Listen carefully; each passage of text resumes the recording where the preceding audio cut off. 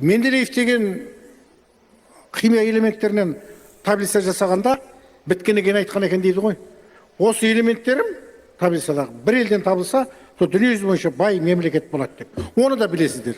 Ал ол біздің Қазақстанда ол бар, сол элементтің бәрі. Біз баймыз ба деген сұрақтарға қандай екенін өздеріңіз білесіздер. Содан сұрайды ғой енді. Нағып бұндай десе, біз жалқау екенбіз. Бізде 162 адам жұмыс істейді екен.